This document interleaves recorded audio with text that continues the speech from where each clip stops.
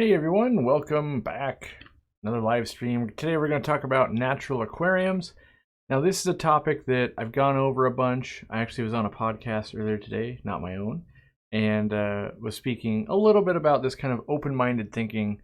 And I would say where I start with the subject is, how do we know we're doing anything right? Like, there's so much information on the internet and we assume it's factual, but how do we even obtain these facts? And like, even in science, things that we know are a fact and then years down the road get proven to be not a fact, right? So how do we know in an aquarium that's a fact? And I actually don't think there's that many facts. I think there's lots of assumptions. I think we all do it. And we extrapolate data. We look at nature and we go, okay, that's probably bad or that's probably good, and I'm going to try something else. So, like, for me, I'm not convinced that water changes strictly are a good thing. I'm not convinced that adding additives are a good thing. I'm not convinced that hydrogen sulfide gas built up in the substrate is a bad thing. And so I did a talk on this over a year ago on a live stream just like this, talked about deep sand beds and kind of just questioning things. And I've got more perspective now that I've traveled the world, and mostly going to Peru. Going to Peru, I got to see a lot more environment. And so, like, I've been to, obviously, nature here in Washington. I've been to nature in Florida. I've been and looked at stuff in Germany, and I've looked in Peru, right? So I've got some aspects. But when I was in Peru, some of the habitats, and you'd go into and there'd be like lots of sticks and leaves and nuts and all the stuff that's falling off the trees, and the water is crazy high in tannins. So it's like so brown. And when you walk into it, there'd be so much hydrogen sulfide gas from all of that breaking down that it was like a jacuzzi in there. And we've got footage of that. And if all of that, and you could smell it. So you'd smell tons of this gas, right? But online, here, as hobbyists, a tiny bit of hydrogen sulfide gas is deadly. Kills my tank, killed everything, killed my grandma, killed my neighbor's dog, everything, complete wipeout.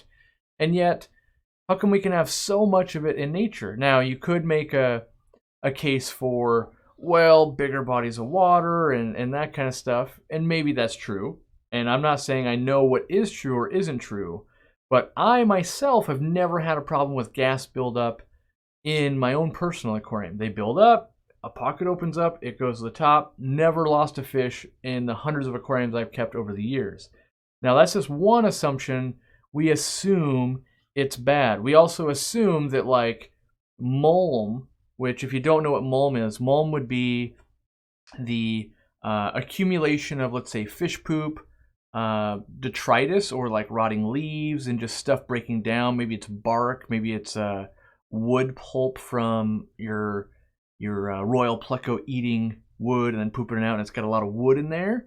Maybe all of that. So that layer of like gunk that's on the top of your substrate or just kind of in there, or like, you know, that like biofilm slash mulm in your filter, that like brown stuff where you can, like, you know, wipe your hand on it and you come out with, like, I don't know, like a jelly. That's mulm. And in general, we look at that as bad, and we see it all the time in Facebook groups and online where people are trying to figure out, how do I get it out of the hoses of my canister filter? How do I get everything spotlessly clean? And yet that's in massive amounts out in nature. Like, it's coating everything, all the branches that have come down, logs, rocks. You've probably been to a river before and you see the slower part of a river and how it's kind of coated in a brown mulmy-like fish tank substance, and yet you can watch fish feeding on it. Some fish even burrow into it to stay warmer. Turtles use it. Like, all these things that we see as a negative in our aquarium, very well, I don't want to say it is beneficial in nature, but there are definitely organisms that are really utilizing it. It's one of the best places to house some of these microfauna, like bacterias, little crustaceans like scuds and cyclops and seed shrimp and all that kind of stuff. And so much so, like, the weird part is in the freshwater hobby, mulm is bad, right?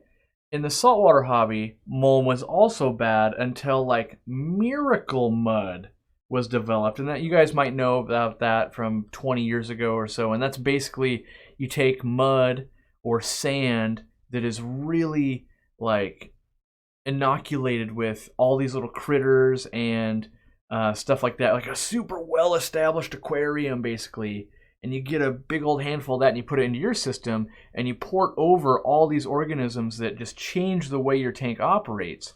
So it was a very detrimental thing until the hobby learned it was positive, and then now it became a sought after thing, right?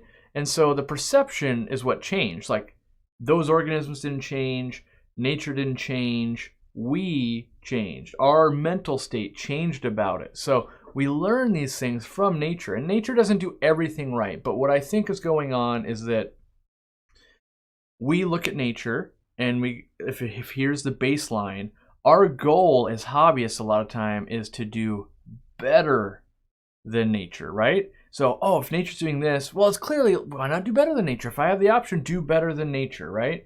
I'm not convinced that we have that ability. I think that, let's say, changing water all the time makes clean water, if you will, for nitrates and nitrites and ammonia and maybe some other buildups, but there's plenty of water sources in the world that have all those things in excess, and the fish thrive and organisms thrive, and you might have the rocks looking very red because there's excess iron in there, and then you get a certain type of algae that grows from that, and then this fish feeds off that, and this snail lives off that, and this lives off that, and all those things together make a way better system than what we can produce because we're focusing on a different aspect. So I like to look at nature and go, what's going on there, and how can I get closer to that?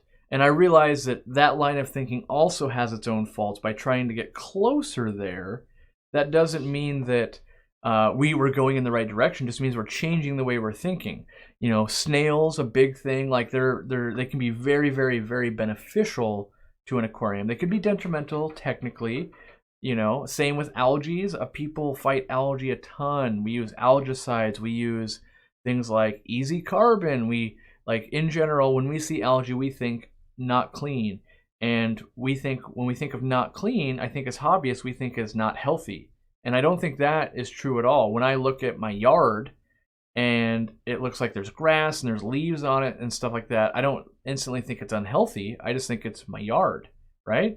And so, whereas if I look at my cement, something that is man-made, just like the yard would be, but the cement, it's got leaves and it's got some grass clippings on it. That's dirty. That's bad, right? And it's not necessarily any worse than the grass right next to it. And so I think we need to keep an open mind when we're looking at some of these things and going, is this actually bad? What are we accomplishing? I was counseling someone in an email earlier today. They were changing water 25% every week. They're losing guppies. They can't figure out why.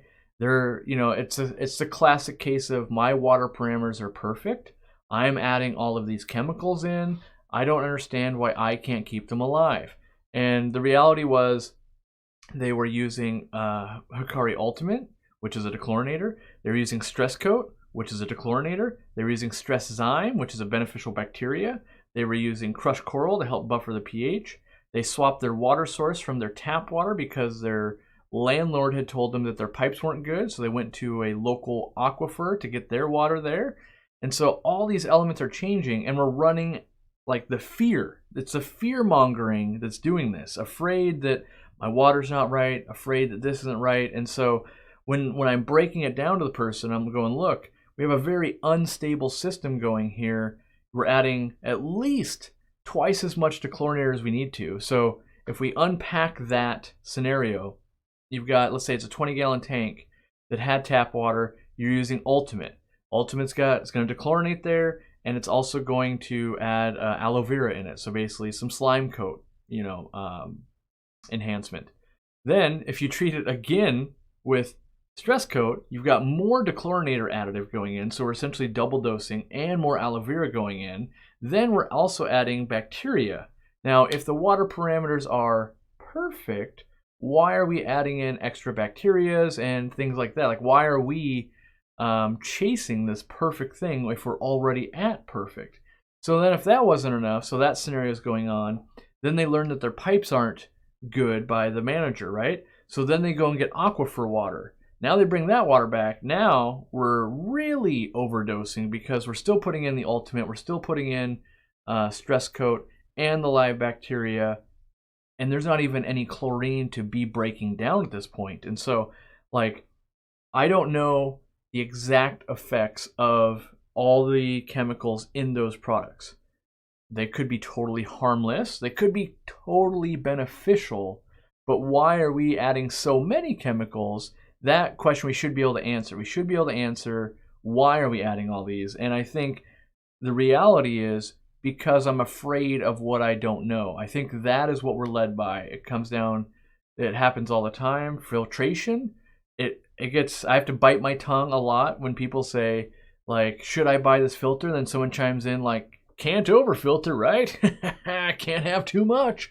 And the reality is you can have too much. You can have too much flow. You can have, you could have too big of a filter with not enough flow. You could have, way too much mold building up. You could have it so that the flow's not matched to the fish. You could have, you're wasting a lot of electricity. Or the biggest, most common thing that no one ever talks about in the freshwater hobby is each filter adds heat, right? In the saltwater hobby, very known. Equipment adds heat. We do a lot of things to dissipate that heat. We run chillers, we run external pumps, we do a lot of things. We run open top. There's a lot of things going on to not accumulate heat because they're more sensitive. But you take something like a Fluval FX5, right? And you put that on your 75-gallon aquarium. Most people don't think about it and realize that's a 50-watt pump that's on there. So it takes 50 watts to run that FX6. That's running 24 hours a day. That's the exact same as running a 50-watt heater. Now in the winter, maybe that's helping your system out.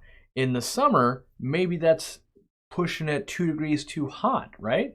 So everything's got pros and cons. More light, the better. Like, well, heat transfer from light as well. Oh, more algae, maybe more of this. Like with more light, you're gonna have more consumption of nutrients. That might be a good thing if you have way too many nutrients. It might be a bad thing if you got to add a ton more nutrients.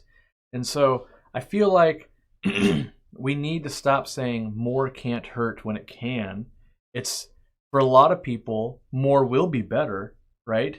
But we need to, why not spend the extra 2 minutes and explain how to figure out, how do we have enough? Do we have enough right now? And my first question is, ask a question. If they say, do I need another filter? Answer with, instead of, you can't have too much, why not? It's on sale, buy it. Why not say, do you have a buildup of nitrate, nitrite, ammonia, any of those? No. Well, then probably not. If they say, I'm going to buy 10 more fish, should I get another filter? My answer would be, I don't know. Why don't we add 10 more fish and see if your filter handles it, right? Like, that's a logical conclusion. And we can use this time to, like, further educate. I've been trying to do this more and more in the emails you guys send me. It's very hard. I'm going to try working on some more videos and trying to write more articles for the blog and that kind of stuff, because most people don't understand that it's not about how many fish are in an aquarium or anything like that. We're keeping an ecosystem. If you keep an ecosystem correctly, the fish live in there no problem. And so, like, if you have a 20-gallon planted tank and it's got 5 tetras in it and you feed 3 cubes of bloodworms, right? Those cubes of bloodworms create X amount of waste. The plants digest it.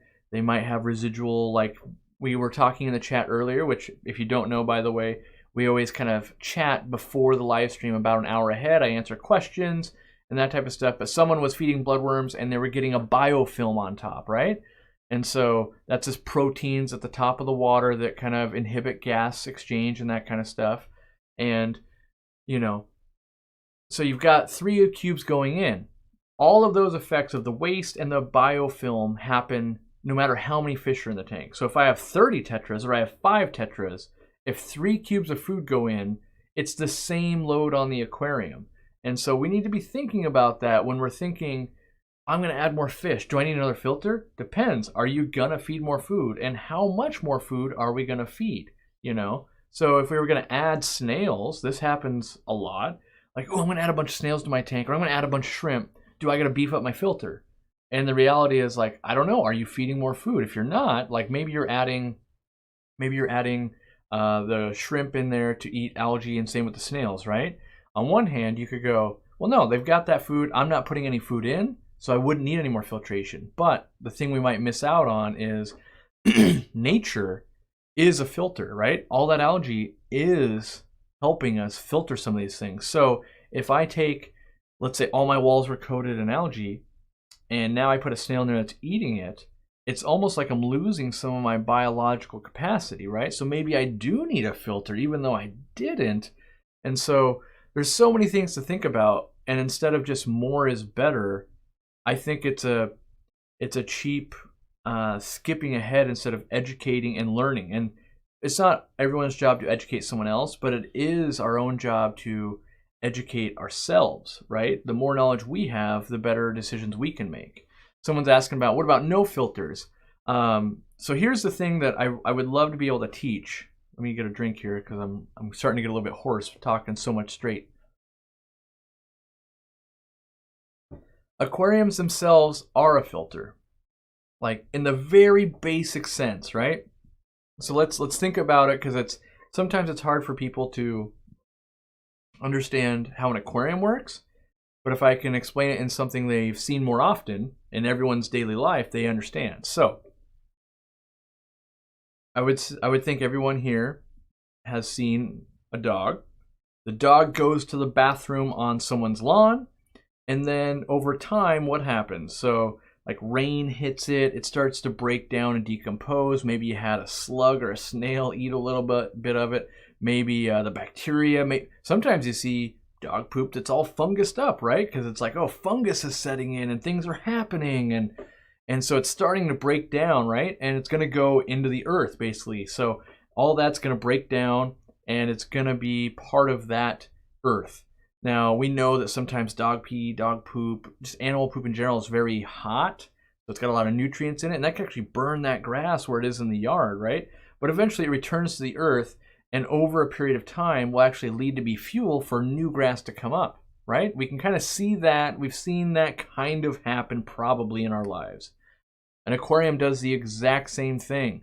So that yard basically filtered that poop into soil again and back to plants. Like that was a filter. That did that thing. We can do the exact same thing in an aquarium. And we don't have to have the grass, by the way. So you could just have gravel, and we've got fish poop, and it's sitting there, and it's being broken down by organisms. Maybe we got snails, maybe we got copepods, maybe we got bacteria going on. Maybe it's uneaten food, and it's all fungused up. And if anyone's been in a hobby for a long time, you know that if you just put a bunch of food in there and let it fungus up and do nothing, eventually it won't be fungusy anymore. Like it'll break down into like nothing, into that mulm we were talking about. And so when we are asking, can we run an aquarium without a filter? It's kind of crazy, because if we now understand that, it's like we just ask, can we run a filter without it being a filter? And the answer is no, it is a filter. It's like, can you watch this camera that I'm filming on without there being a camera there? Like, no, it is what it is. So when we start learning and thinking about things and what they're doing, like what does an aquarium do? What does the plant do? What does the fish do? Like, kind of everything in an aquarium is filtering in some way. So even a fish, right? If we have a bunch of copepods in there, it's eating the copepods and pooping out. It's kind of filtering those copepods into something else. It's taking, and what a filter does, by the way, it either A, separates stuff, or B, it changes it a little bit. So if we have, let's say, fish food and copepods and rocks, and those all go into the fish, and he spits the rocks out, and he poops the food out, and now it's in poop, and then the plants consume it. We have now filtered the fish food we had, and it's now going to the plants. And what are the plants going to do? The plants are going to filter it into a plant leaf. And then the human is going to cut the plant out, and we're filtering those out of the aquarium because now we're doing some maintenance. We're filtering stuff out. And so there's actually so many filtering processes going on at the same time. And part of the problem is we don't understand what filters are. And we are, like, I like to explain, let's say, a hang-on back, a canister, a sponge filter, all these filters that we call. I like to call them the trash cans. They're places to collect stuff. And so if I have 5 garbage cans in my house, is that better than 1 garbage can? Some would say yes, some would say no. I say no. I think it's better for us to take the garbage out to the curb 5 times as often instead of having 5 giant bags of garbage rotting inside the house, right? So I think it's a little bit better to have a filter system that is adequately sized, whether it's no filter at all, like on the aquarium, or it's one that's going to help with circulation or something like that, or using plants, have something that's working well for us, and service it in an appropriate manner so that we get the desired result. Like, more is always better, I think, is just a dangerous thing, So I think any of you that have multiple aquariums know that after a while, let's say owning 15 aquariums is not just strictly better owning than 5, or better than owning 5. A lot of times you'll go, oh man, I remember how simple it was, and I really love those 5 I have. Now I've got 15, and I love them, but I don't love them the same way I loved the 5 or my first one. And so more is not always better. And I think we can look at nature to do a lot of things, and I think we don't understand half of what it's doing. I don't think we understand half the roles of what's going on. And by going to Peru and these types of things and seeing stuff just happening, like, you don't realize how many like nuts are falling off the tree into the water till they're hitting you in the head when you're catching fish, right? You don't realize that. You don't realize all the leaves, and it's just like coming down, and it starts raining, and the rain's knocking leaves off the trees, and all this stuff that's going on until you're there. And I realize it's a hard thing to learn unless you're there, because I'm a guy that thought I knew a decent amount, and you get there and you realize how much you don't know. And so, I think there's a lot of things that we joke about that couldn't be truer. Like, can I start my aquarium by peeing in it? Yes, you can. Like some of the best, I think, literature we can read on aquariums and that kind of stuff are stuff from the 50s and 60s. Like, start looking at like aquaculture books from then, and sustainable food culture and things like that, where if you want, like, to keep Daphnia, for instance, one of the best tried and true methods was, and still is today, to go get a dried cow patty from the farm, and you put it in a nylon stocking and you hang it over the edge of the pond. The water turns green because we know animal poop is very hot or rich, and so it dissolves into that water. The water turns green, which is an algae, and so briefly we have excess ammonia. We have some excess ammonia, and then sunlight's applied to it, and we get green water. That green water very, very, very quickly consumes all of that ammonia, and we're left with no ammonia and tons of fertilizer feeding that green water. And then when we introduce Daphnia is a what?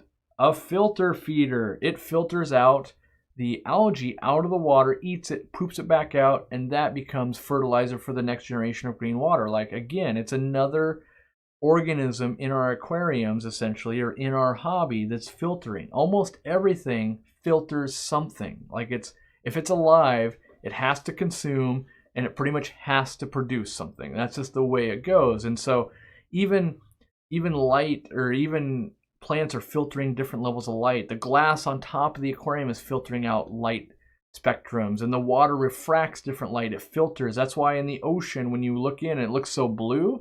It's because it's filtered out all the other colors of light, and the only one that hasn't been filtered out is blue.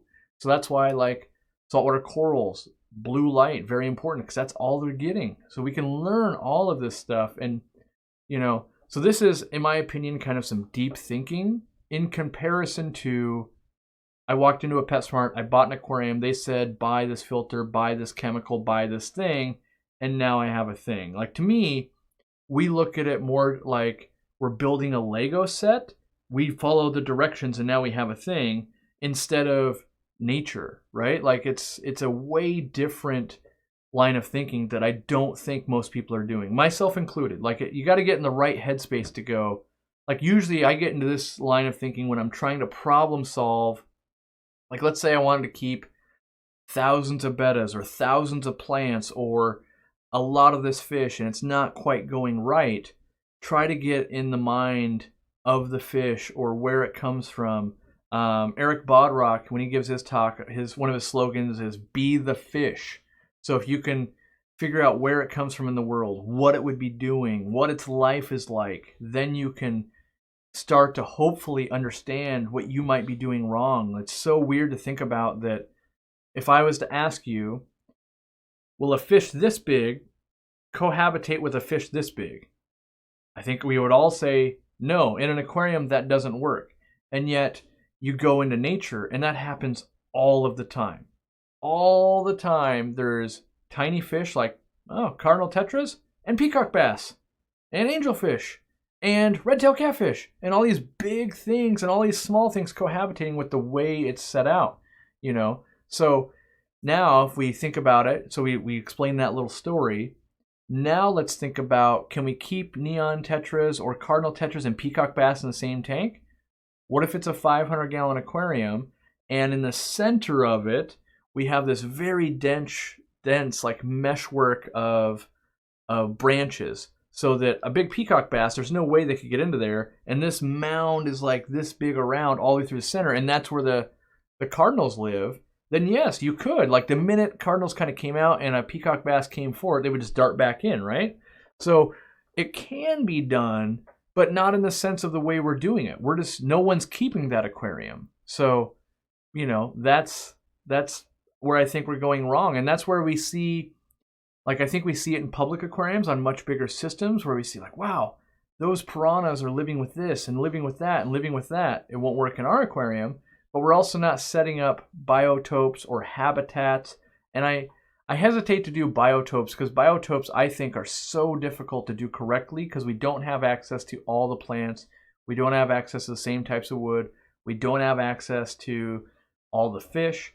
And so I would say we can mimic habitats though. We can go, okay, I kind of see like that's a very dense wood they're using. Maybe I could use that to replicate that also, instead of like finding the exact wood and finding the exact plant. And, you know, even though people love to do like a discus biotope, the reality is where discus come from, the water is so dark, no plants are alive, like no light's getting through, right?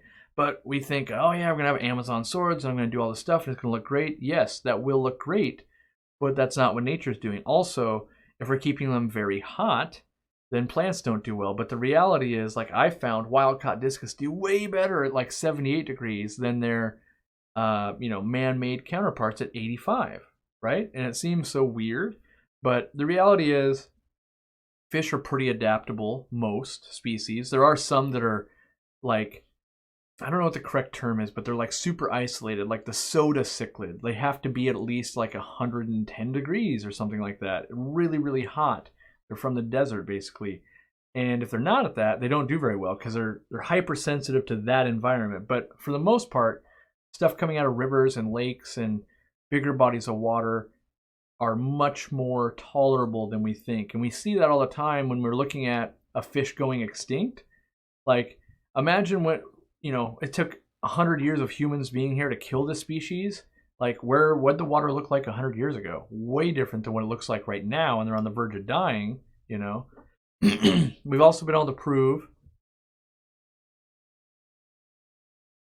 that lots of species of fish can tolerate very high levels of nitrate. Now, some like the fathead minnow, I think in the studies, they saw adverse effects at 800 parts per million. There's some that see adverse effects at 400, at 200. They're all different levels, but they're all very, very high in comparison to what we deem acceptable in an aquarium. So, if that's where we're starting to see adverse effects, let's just say at a conservative number it's 200, the top of our test kits, then why are we so scared when it hits 10, right? Like, oh, 10. And we assume that keeping clean water is better than not. Now, I would like to challenge that, and like, so I know when I try and grow Daphne outside, if I fill the pond with water out of the hose and I put dechlorinator in it, Daphnia can't live in it because the byproduct of the dechlorinator kills Daphnia. So, is it more beneficial to change water on a Daphnia pond and use dechlorinator, or is it more beneficial to let that water just ride itself out and hopefully create a balance where there's enough like gunk in there to feed them, so we're not having to feed them, and then there's enough shells from their molting to rebuffer the water, and that we minimally have to impact it. Like the goal in an ideal world would be leaves and that kind of stuff that are falling into this pond would bring in calcium sources and nutrients. And yes, we're exporting them by every time I go collect them and I feed my fish. Like again, I'm the filter, right? Like I'm using a net and I'm filtering out the Daphnia that fit in that net. Then I'm going to go feed them to an aquarium, and those fish are going to filter those out, or my filtration is going to filter that out because it's sucking it up. That's one of the reasons we like to run pre-filters, right? So pre-filter, filtering it before we filter it. And there's all these things going on. There's so many ways to accomplish something. And I'm afraid that the conventional wisdom is learn everything there is to learn about the subject on the internet, and now you're well versed in it. And I think it's the opposite. Like if someone was to learn farming and you learned how to farm from your parents, let's say, for the first 30 years of your life and you never knew the internet existed, versus me, who I read everything there is to read about farming, I think if we both got a farm and then we were told to go do it, I think the person that's been doing it for 30 years will outperform me. Now, I'm not going to say that that person that's been doing it for 30 years might not learn a thing or two on the internet side and go, oh, that's a cool thing I could implement. Like it is, I think, a good thing to supplement hands-on experience. But I think when it comes to nature, a lot of us are hands-off with the nature. Like, you know, of the people that are keeping aquariums right now, how many of you have actually gone into water to study just the way fish are living? And you don't have to go to Peru. You don't have to go to a foreign country. I'm talking just your local lake or your local river. Like I grew up as a river rat. I played in my river every summer. I did all these things, but I didn't care anything about fish. You know, I literally didn't care. I was there to have fun, play with squirt guns, ride the rapids, do all that. I was in plenty of water. But how often have you, as someone who loves this hobby, gone out with the scuba mask and just looked at it and watched fish like go in and out of the rocks and just seeing what they're doing? And I think that is a completely different experience. And I would wager most of us aren't doing that because you don't really think about it. It's one thing to go, like, I find a lot of people have this experience when they're like in Hawaii or something like that. Like, there's a freaking turtle over there. Do you see that? And there's a coral and there's that. Like you're super excited about that because it's so exotic. But we could literally do that almost every day here at home, and we choose not to do it. And I was so mesmerized when Chris Lukup, the Shrimp King, took us down to Oregon, and he shows me pictures all around the United States. And we could do that game. We could show you this picture and then go, guess where this came from? And then you're like, that's in Tennessee? What? Like, that's where? You know, like it's you would swear that is gonna be the most exotic place in the world, and you realize you're like, oh, that's just right over there. Like, I never go there though because I didn't know it could be there, right? And so I think we're missing out on a lot of nature. I know we're missing out when it comes to aquascaping. Like Takashi Amano, the principle was to mimic nature, right? So the goal would be you'd go out, you'd see nature, you'd see this beautiful thing, and you'd want to recreate it in a live living thing at home, right? That was the principle of Nature Aquarium, right? Like, just let that sink in. Go out and experience nature, think it's beautiful, and instead of taking a picture, let's recreate this in our own home. Let's bring that nature into our home and then observe it. But a lot of what's going on, and not everyone, I don't want to pigeonhole everyone here, but a lot of what's going on is the exact opposite.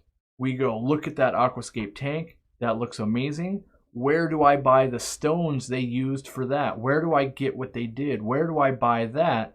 And the whole premise is we should go out to our own forest and go, wow, look, that's amazing. Let me bring some of these rocks home. Let me do this. Let me recreate this because I think it's amazing. So instead of lusting after, let's say, Ceru stone and Dragon Oku stone and Elephant stone and all these other stones in other exotic places around the world, the goal was to get us out into nature and then bring it back into our homes. And yes, by keeping plants and fish, we're doing that a bit, but we missed the biggest teaching tool there, and that was to get out there and actually enjoy nature and actually study it, learn from it.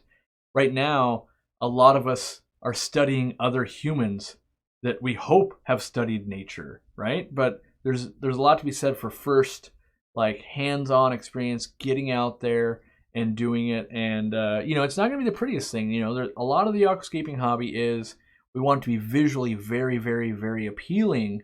And I still remember one of the best aquascapes I've ever seen in my lifetime, and I don't remember who it is, and it was on Facebook, but the person had done an aquascape based on, it was like a river in the UK, I believe. And in the scape, it had these red bricks because they had fallen off the bridge. And they had, so it was just those red bricks and like substrate and dwarf hairgrass. And it looked absolutely amazing. And the point was that, one, you didn't have to use very fancy aquascaping stones to make it look amazing, but that even locally you have amazing scenes. Like that scene basically existed where he was replicating it from. And I thought that was an important lesson. And I think some people saw it and some people probably resonated like I did. But I think most people just like looked at it as like, that guy's really gifted. Wish I could do something like that, instead of taking the lesson away of, we should think about what we're doing. And that's all I'm trying to do with a conversation like this. Is it's not that I know the answers. I don't claim to know the answers. I don't claim anyone knows the answers, but like question everything. You guys, if you've been following me a long time, I've said that before, and it's like just questions, learn, and you don't even know if you're going to find the right answer. You might never ever find the answer, but in the quest of learning, usually you learn something. You go, oh man, I didn't know that. I didn't know this. I didn't know, like I just never thought, like when we collected crayfish, those bright red crayfish or orange crayfish were going to be so easy to see. Like, you don't realize that from a bridge you could spot it all the way down and you could just see them all around. And anyone could do this, and yet like no one really knew that they were there. And so I thought it was super interesting to kind of be able to see that. And then when I was doing underwater footage, I think I put it on my Instagram account or whatever, but you would see the fish, how they were interacting with the crayfish and the logs and the rocks and the water flow. And you really got to see some different stuff. Like in the Peru videos that we did, one of the myths, if you will, the internet myths, was Corridor substrate. I went to Peru and found them on a wide variety of substrates. The internet would say fine sands are the best. I'm not going to say that's horrible, and I'm not going to say it'd be bad for any of them, but what I did see in the wild is some of them weren't on sand at all. They were only on boulders, like basically smooth rocks, because the rocks were that deep. And essentially that's where all the fish were. And then there were, like in the Instagram posts and that kind of stuff, and I think in the video, there was like almost a volcanic, very, very rough rock. And then, bunches of corridors live there too. And so that would be the polar opposite of what we think is correct in fish keeping for those fish. And, we assume sharp rocks, their barbels get infected, then they get columnaris, then they die. That happens, blah, blah, blah. And probably that does happen. Yes, some get infected, some die. And that probably does happen in the wild too. But at what rate? Are we being led by fear? If that's 1 out of 1,000, do we need to be afraid of that? Like, what if sand, you never get that 1 out of 1,000 that's dying, right? And what if over here you get 1 out of 1,000 that's dying, but all of that volcanic kind of rock carries so much good bacteria that it's your filter, right? Maybe that's amazing. And maybe, like, raising Corydoras, one of the best things is the fry can live in the rocks and get away from the parents and find nooks and crannies to eat. Maybe that's a better place to spawn a Corydora and raise them up than over in the sand, right? And so you would see all these weird things like Corydoras from off in the far. They'd be right up on the surface trying to get very warm. They like to be really warm. The other thing that we saw is based on the size of the Corydora would be where they would hang out. So if you were a baby Corydora, you'd be right near the surface. Why would you be so close to the surface? Because a bigger fish can't come in. If you're a really small boat and you're right on shore and this giant yacht wants to crush you, but it bottoms out way over here, it can never get to you, right? So that was kind of cool to see that they would use that as an evasion technique. Also, if you're up there though, you're not worried about the giant yacht, you're worried about the bird is eating you, so there was cool things you got to see when you're walking down the river. Once they spotted you, they would go into the big rocks, or they would do this move, or they would scatter. All these things that we kind of see videos on and we assume we know what's going on. But I don't know that anyone knows. Like, I'm not saying any of those things I even said was true. That could all be a lie. Those are observations. And the more things I observe like that, the more I'm going to try and implement it into my fish keeping. Now, is that a good thing? I don't know. Could be. The other thing I wanted to talk about was we assume that parasites and bacterias and all those things are bad in an aquarium. Now, I would say that's probably true, but there are tons of parasites and things like that out in the wild, and these fish live with them. And is it better to probably not have parasites? Probably, but how many parasites could be beneficial? Like, there's parasitic fish that are like cleaner fish and do that kind of stuff, right? So are we sure that these are bad relationships? Like, oh, it kills the fish. But what if it's killing the fish because of the way we keep them? So, like, you almost never see dense populations of, like, ick on a fish in the wild, because the way the ick replicates is it falls off and then it's going to attach to a fish. Well, if that fish swam 1 mile that way in the lake or had swam downriver, it doesn't pick up more cysts, right? Like, it might only have 2 ick cysts on it forever.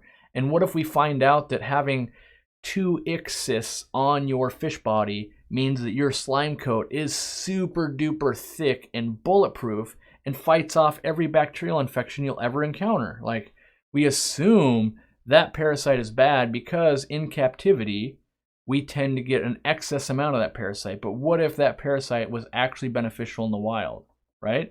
And I'm not saying that parasites are beneficial, but I'm not sure we fully understand those. We have a lot of understanding in a captive environment, but not in a wild environment. And so I would just say, like, there's a lot to learn in bigger systems. Maybe there's some things to be had there.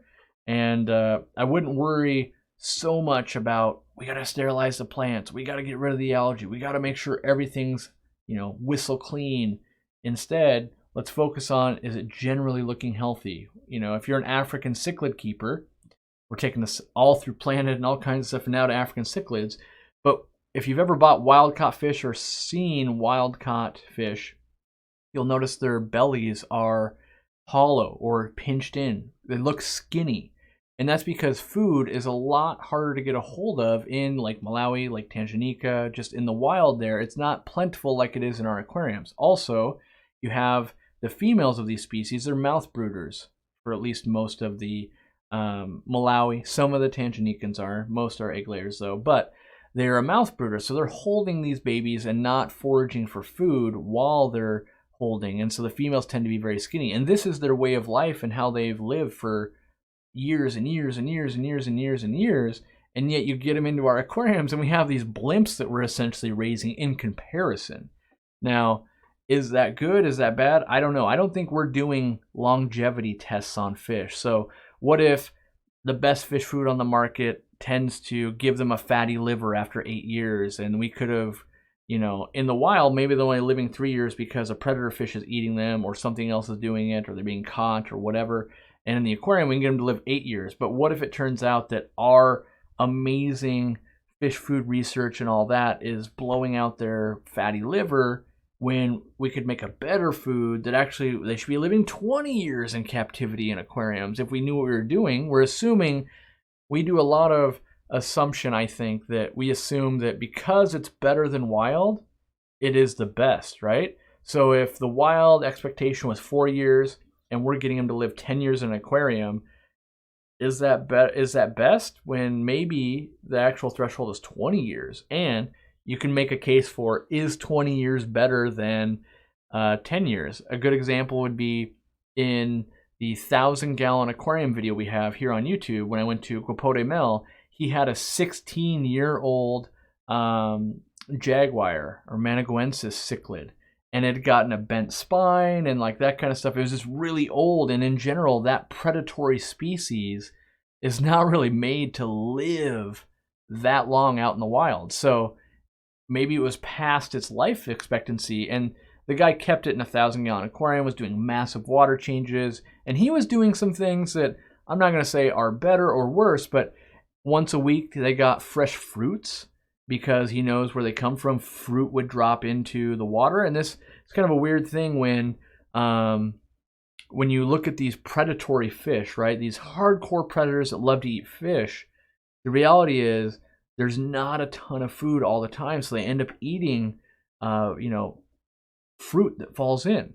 And so he was trying to replicate their natural environments, and he was big into Central and South American cichlids for the last 40 years, as much as he could based on his experiences and what led to longevity and that type of stuff. So, I don't do that.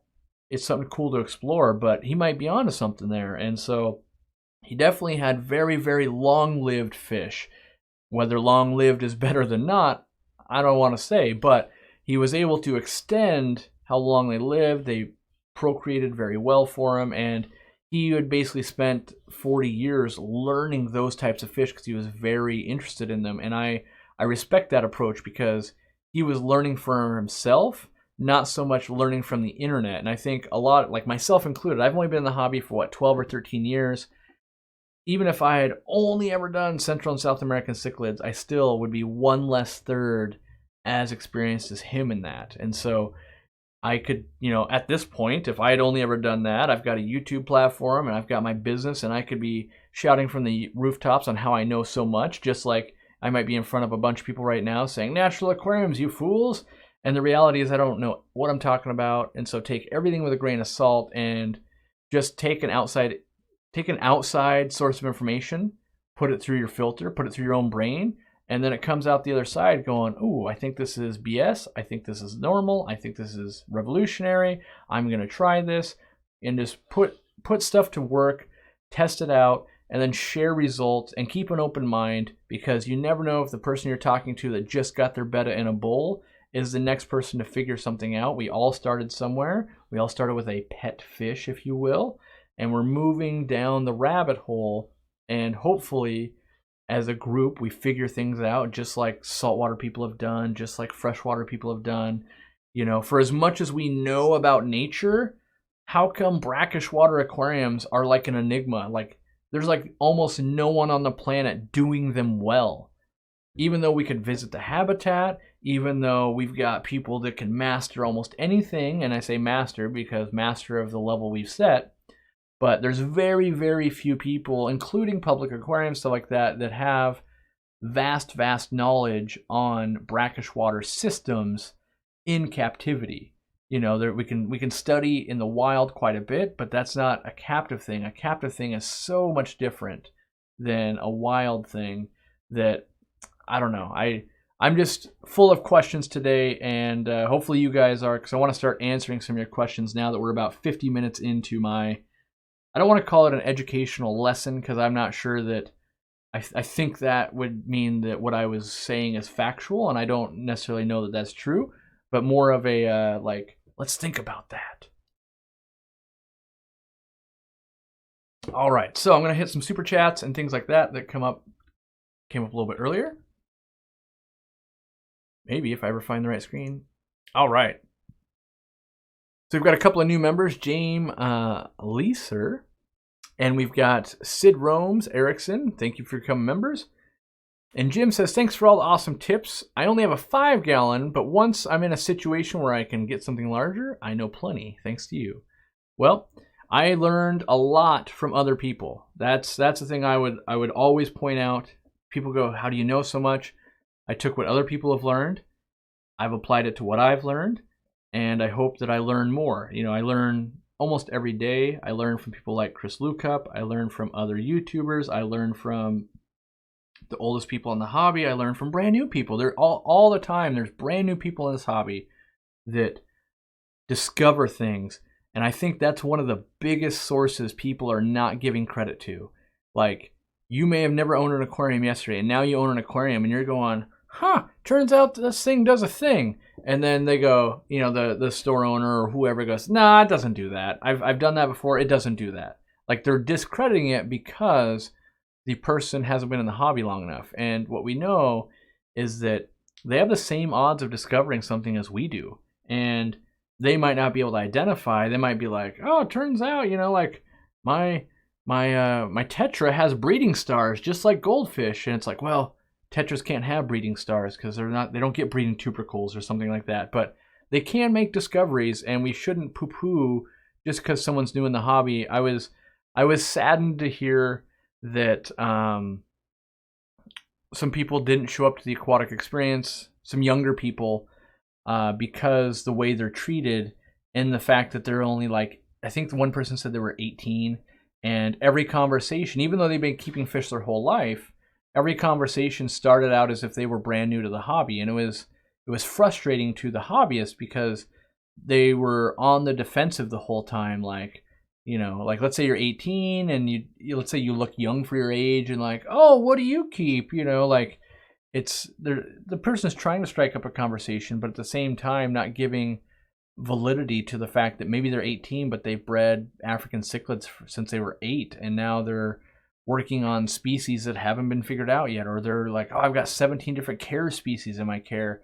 And so I want to try to figure out how we can avoid that as well. Let's not down talk people. Let's not undervalue their opinion and that kind of stuff just because they're new. And let's not overvalue someone's opinion because they've been around a long time. Like, the longer I'm around, naturally, people will value my opinion more. And the reality is, you know, unless I have new evidence, my opinion should have the same weight 12 years ago as it does 12 years from now.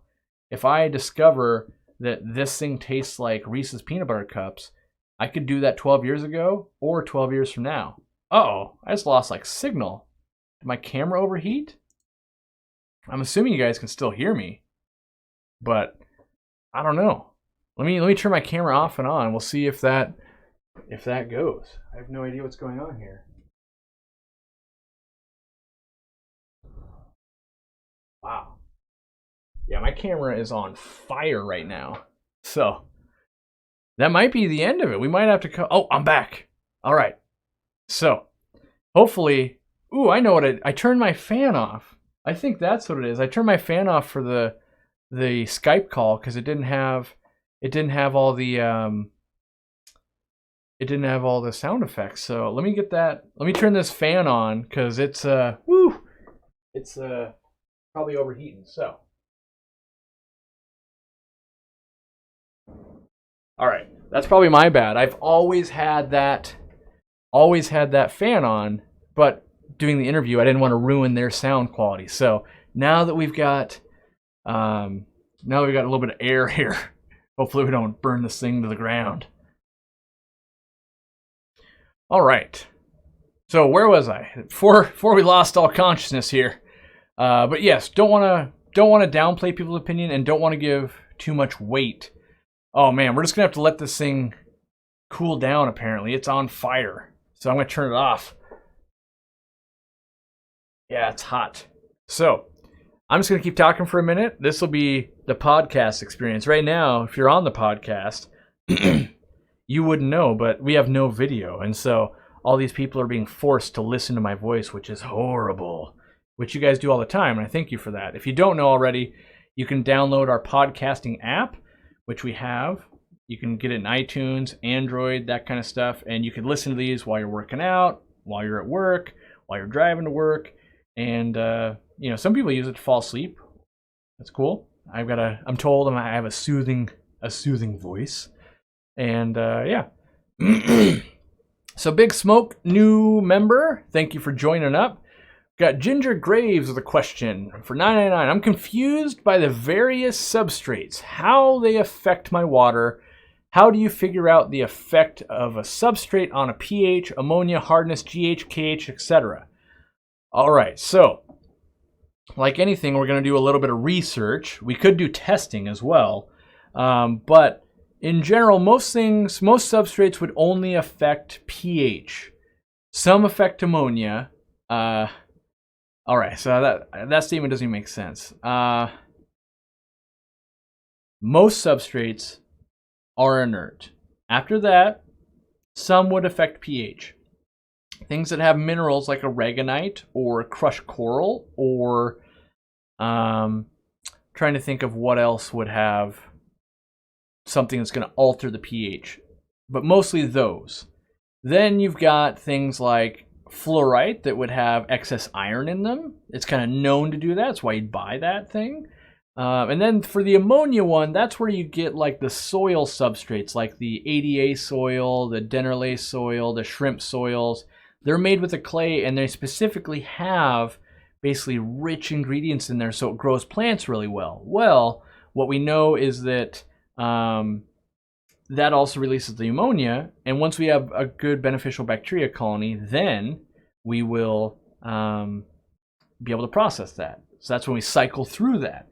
But in general, you're not going to be able to know exactly what something does without research. Like that, most shrimp soils kind of lower the pH a little bit, has high ammonia when you start, and then you buffer the water so it doesn't move around a lot. So that's where I don't know that it's going to be super easy, other than you'll do research, and there's not that many substrates. You've got like basic gravel, then you've got like some of the plant substrates, you've got some of the African cichlid substrates, and then maybe a shrimp substrate. And once you've kind of read about them once, you probably know enough to go, yeah, doesn't that do this? All right, let me flip this on again and see if we can get my beautiful face back on the camera.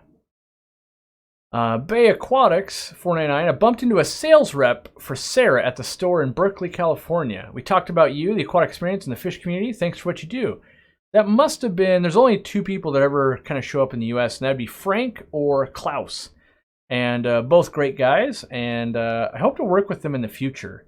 I got to use someone in this army to make something happen. So I like those guys, and I think they're honest, and I think they make good products. So I'm hoping, I mean, I want to work with like every manufacturer to make stuff happen, but I like those guys a lot, and I can sit. I've had breakfast with them before and that kind of stuff, and they're not super annoying, so I can get along with them, and that goes a long way. That scared me. You hear that? I thought my camera was breaking. That's my new like counter on Facebook. If you're not following us on Facebook, you should, you fools. Alrighty. So the reality is my camera's overheating because it was set to do 4K plus the fan was off. And I could probably make sure that never happens again. But it could cut out again because it got really hot. So, you know, usually I have Jimmy sitting there and he just like, you guys don't know it, but Jimmy's job is just to fan it very slowly. And he does it for 2 hours straight silently. Yeah, no, that's not true. When will we see Dean again? I don't know. That's a good question. He's been working a ton, and yeah, I don't know. Definitely he could be here right now if he wanted to. So, yeah, don't know. We recently bought Java Fern and Anubias from you. What other plants do you recommend for a cold water tank? 60 to 70 degrees from New Mexico Aquatics. 60 to 70. I think almost any plant is going to do well in that range. That's like the preferred temp range. Ooh, that was a good joke. I gotta say in a minute. But almost anything's going to do well, I think. 54 Punchy says, Jimmy is your biggest fan. I like that. And then Susie A said, Jimmy is just that cool. Yes, because he's cooling it. Do I know the price of hognose cories? Which type of hognose cories? Like the long snouted cories, there's a bunch of them. Let's see. Well, oh yeah, I was going to mention, by the way, we're doing the Black Friday sale. If you don't already know, every week this month there's basically a sale going on. I think for the next 2 days there is the plants at 20% off, and I think it's everything. I think you got to go look. I think it's everything with the Aquarium Co-op name on it. Basically, is 20% off, or it's 25 or something. But that's going to be fertilizers. That's going to be hats, shirts, hoodies. If you're waiting for hoodies, I'm picking up more tomorrow to restock for the sale. Towels, foods, fry food. We got the Christmas ornament. There's all that kind of stuff. Figure out what you want, order it up. Yeah, and then there's like the general sale. There's a Cyber Monday sale. We're talking about Sarah Foods. That's going to be 30% off. That's a pretty big thing. So yeah, do all that. Don't forget to enter the giveaway. 5 lights being given away again this month, just because it helps grow channels, it helps grow our newsletter, it gives away some lights, and yeah, I think it's a good thing overall. This month, who are we featuring that we didn't feature last month? We've got Aquarius Podcast, which he does a podcast. If you're listening to this, check out the Aquarius Podcast. Interviews a lot of cool people. Who else did we get on there? I know there's a few new ones, but I just can't remember them. All right. Welcome, Wushu Jimmy. Became a member. Thank you very much. What does a member get you might ask? And not a whole lot, really. It just, you support me, you give me your money, and I keep doing what I do. In theory, I would be doing a exclusive live stream that I can't manage to find the time for yet. I'm trying. We're hiring people. I think we've got a new person starting tomorrow, and then there's another person I'm trying to hire to free up some time so that I can essentially do that kind of stuff. So right now you're getting some behind the scenes pictures every once in a while and maybe a discount or something like that, but it's not where I want to take it yet, but I'll figure out how to get there. I mean, I think you guys know in general, I try to do what I say I'm going to do, and I feel guilty and bad when I don't pull it off and that type of stuff. So I do appreciate all the support, and it will pay off some point. Like, I will be able to strong arm Sarah and be like, all right, I want 70 of these things so I can give them to my members. And they'll be like, no. And I'll be like, well, fine, then I won't talk about your product no more. I won't say no more because I don't talk like that, but they'll be nice. Like, when I get extra stuff, that's how I want to do it. Wichita Falls Fishkeeper says, I don't hear the fan. You're right, you don't. Because with this live streaming software, I've dialed it in to exclude other sounds and all that kind of stuff. But when you hop over to Skype, when I'm basically on someone else's software they want to use, I don't have it super fine tuned, and I didn't want to hear the fan on this microphone when it comes back to when he puts it out on the podcast, right? Because podcast only, it's very imperative you have good audio because that's all you've got to go off of. So yeah, you might be hearing this going off all the time, which I haven't like dialed it in for that yet either. So you could be being driven nuts by that. So alrighty. God, there's so many things I want to show you guys, but I have to keep them secret because they're products that I want to launch in the US, and I've got the samples, and I love talking about them, but I can't yet because the problem is if I show you guys and someone else gets in the market before me and I don't make any money on it, then I'm giving away what's going to keep Aquarium Co-op in business. So I'm excited about what I want to bring in, but I can't show you guys yet, and it's super annoying. That being said, too, I haven't tested some of those products thoroughly yet. I've got one product that I've been testing since I got back from China, and I like it a lot. I've already put I've been putting the order in, and so I say putting as in it takes a little while, so I hope that ships soon. Ooh, that's a thing. I have the snail catchers now. So if you watch that aquascaping video, the snail catcher in Germany, we got that imported.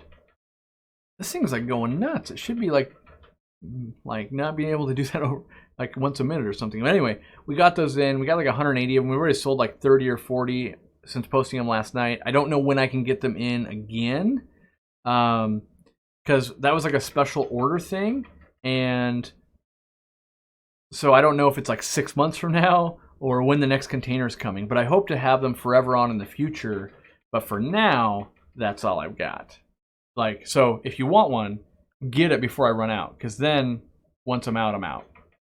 The new t-shirts, yes, there are new t-shirts. Some people have already gotten them. I haven't gotten mine yet, even though I ordered them like before anyone. Mine are still in the mail apparently, and so I can't even wear my super cooperative shirt.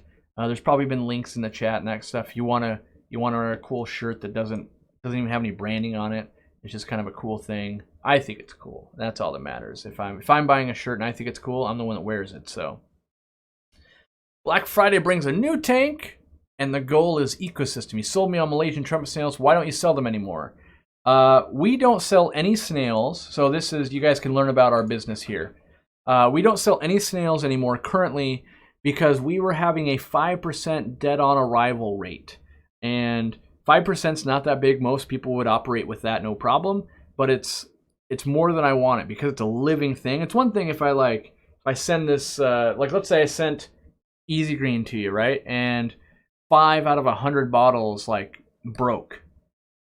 Nothing in that process has to die, right? But when it's a living animal, 5 out of 100, like that's too many. And I want to find a better system to do it. So we were selling tons, and it was profitable. It's not like it wasn't profitable or anything like that, but we lost video again. But the problem is 5 is still too many, and we want to find a better process to make it work. And that's the reality is I want to figure out how can we make this a little bit better, and then we'll sell them again, right? You can still buy them from like Flip Aquatics or something like that, and you know, we use the same system, so I would imagine they're getting roughly the same conversion rate and stuff. Maybe they got a little bit better system. I don't know.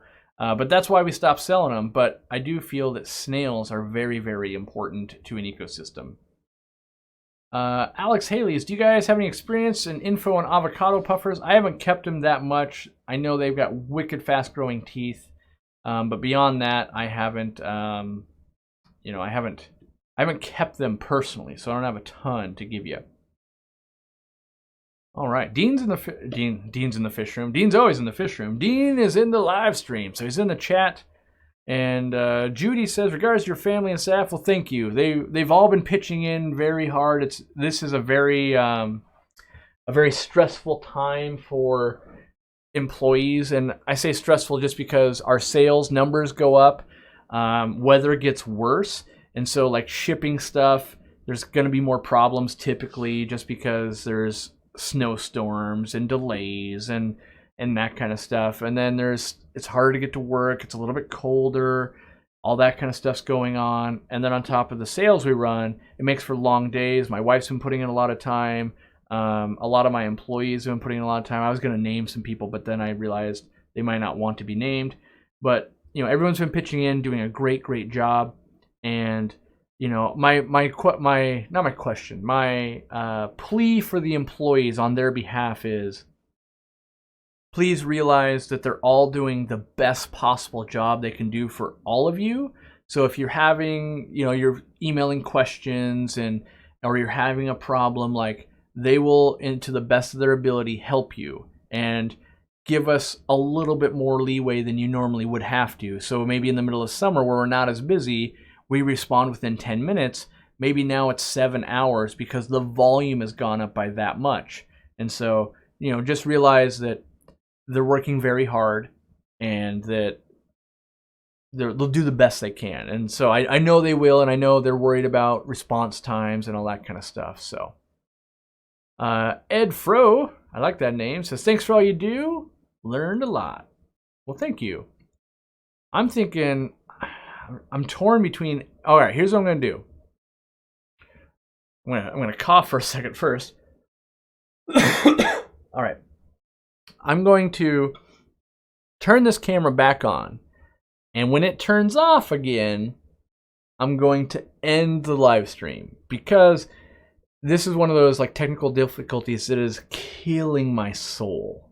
That's the That's the problem. I'm so distracted by this going wrong that it is like ruining it for me. So I'm going to turn it back on, and then if it kicks off again, then we'll meet back next Wednesday, and I will not have it set up so that it wants to overheat. I think it's just already on the we're running super hot train. Alrighty. I've got a betta, and he cannot flare the membranes on both sides. Only one membrane comes out of his gills, the right side. What might be the issue? So we're talking about the gill plates. He could have a deformity going on there. He could have gill burn, something that went on. Yeah. So I don't know why specifically. Like maybe he's got motor function problems in that gill. I can't know. But yeah, I wouldn't be super worried if that's what you're wondering about. Are we well stocked for Black Friday deals? Yeah, we ordered in 100 extra of each Fluval light. We ordered insane amounts of medicines, like all the stuff that people are going to want to buy at 15% off that we don't discount very often. I really stocked up on a lot of that stuff because I know just from previous sales, people are going to load up on lights, they're going to load up on meds. I think we bought in fertilizer, I bought $40,000 worth. No joke. Like I bought 40,000. Like that's going to last more than just a sale, but the goal is hopefully that'll last us till the end of the year. And so I really try to stock up. We try not to run out. And I apologize to everyone that is like, you said you were going to get plants on Saturday. You didn't get them. Our plants on Saturday got lost. And so they spent an extra day sitting in Las Vegas. We picked them up Sunday. We got them entered in. And then the company we bought from screwed up. And they didn't give us the right plants. So then on top of that, if I ordered 100 Vallisneria, we only got 20, and then we got all these other types of Vallisneria, so that was a screw up there. There was some things that got screwed up. So I knowingly know stuff's going to sell out quickly, so I order extra, and I try to thwart all those running out things, but despite my best efforts, it was just one of those things, can't avoid. And so we did have plants come in on Monday, and things like Pogostemon didn't come in. Like that's been a problem the last few months. It always, this time of year, is hard to get in. And so we just do what we can. But dry goods, a little bit better. We try to stock up more. And hopefully you guys buy it all so that I don't run out of business. Because it's a crazy time. Like November and December, if I don't buy really heavy, all the manufacturers run out of stuff because they don't want to carry any inventory and pay taxes on it come the first of the year. So I got to buy a lot to not run out. But if I buy a lot and you guys don't buy it, then I have to pay taxes on it, and then I probably just go out of business. So it's this weird guessing game of how much do I think we sell, how much do I think people want this, and I try to guess correctly, and I try to guess light. I'd rather not make quite as much money than go out of business from getting greedy. So that's where we're at. Dolly says, Corey, I've ordered online and had questions, and I'd even call the store, and let me tell you, the service they have given me has been phenomenal. Pat on the back to them. Yes.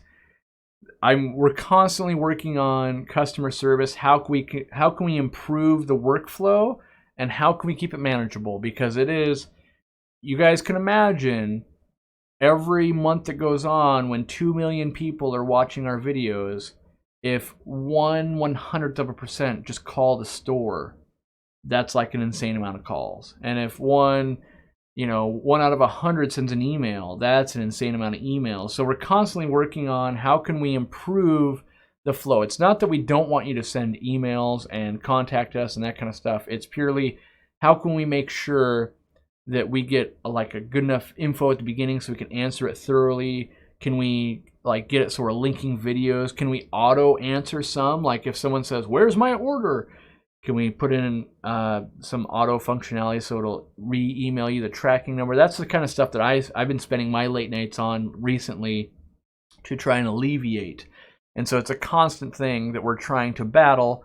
And battle's the wrong word because that sounds like we're trying to defeat it, and that's not true. We're just trying to make sure that for the next year, it still is a positive experience for everyone. We don't want to just not answer stuff, and we try very hard to make sure that we do that. And so, just an ongoing process. That's probably more employees. The problem is more employees requires more overhead. Like, so I was talking, and I'm pretty open about business, and it used to be that, like, when Lamont and I ran the shop, to break even, we had to sell $630 worth of stuff. That paid our wages and like the overhead and all that kind of stuff.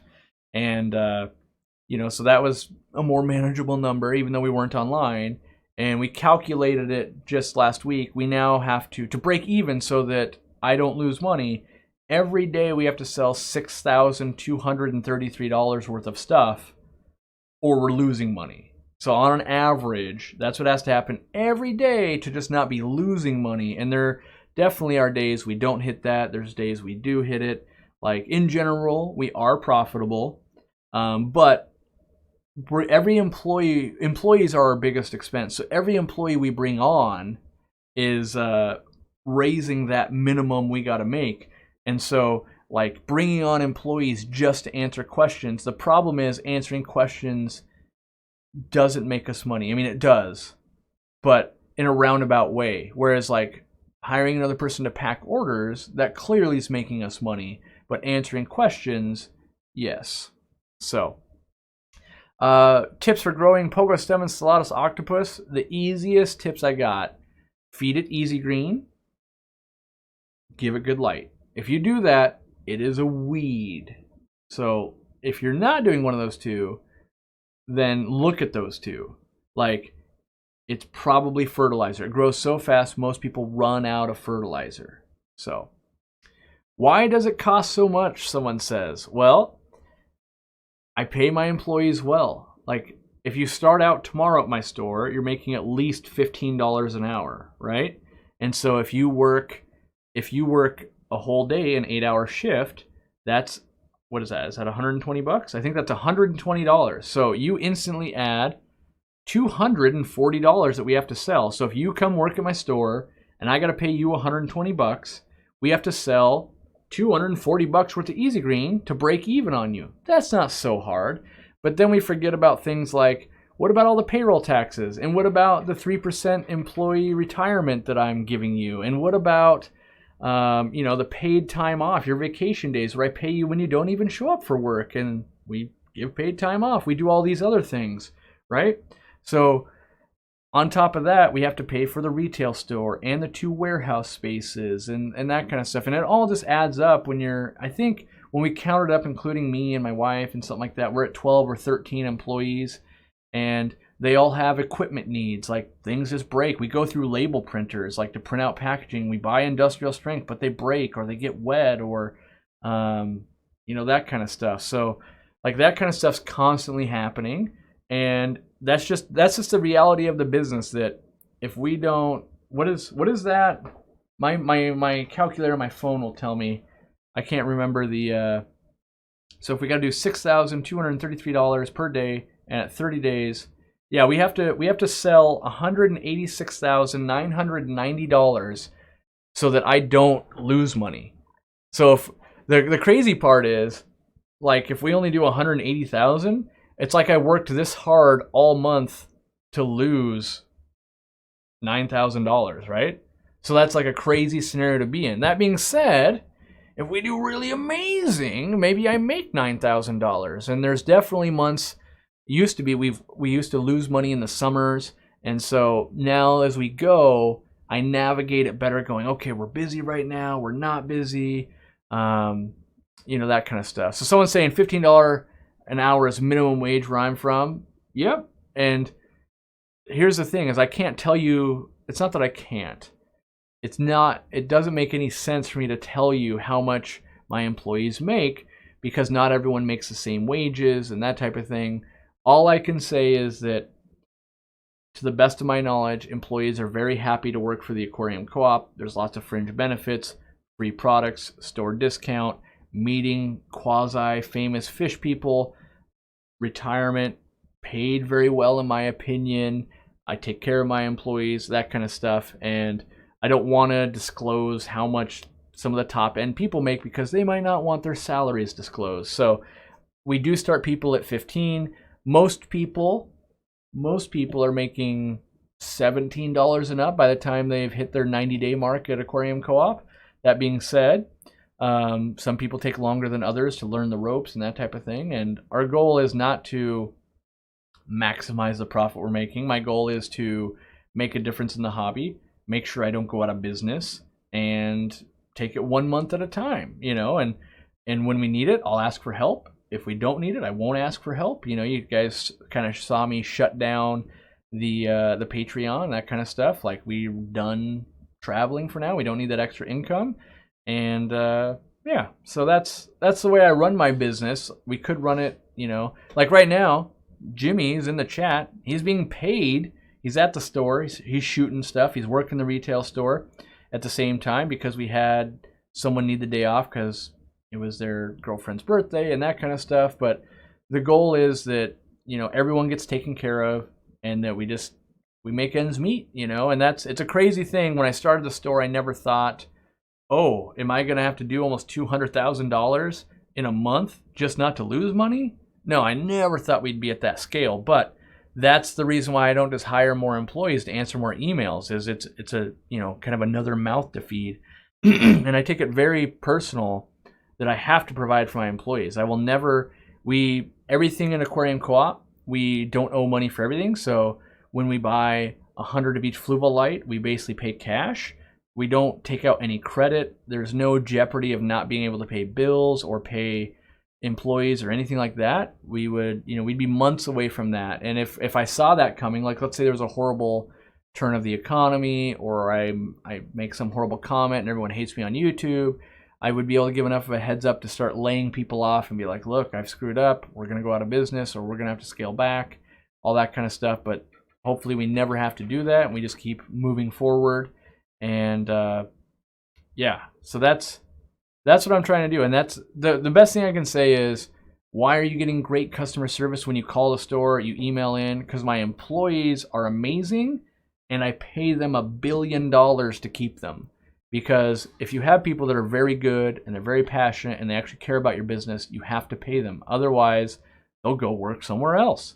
Like, that's just the way it works. And so if I as a business want to keep educated people about fish, we have to pay them well. And if I don't, we don't want to be a PetSmart where we're a revolving door of like everyone knows how to breed a guppy and that's it. That's the limit of their thing. Most of our employees, we don't lose too many employees. We keep adding on. So, yeah. Jimmy says there's 800 people watching. Hit that like button. I agree. Every like, an angel gets its wings. That's not true.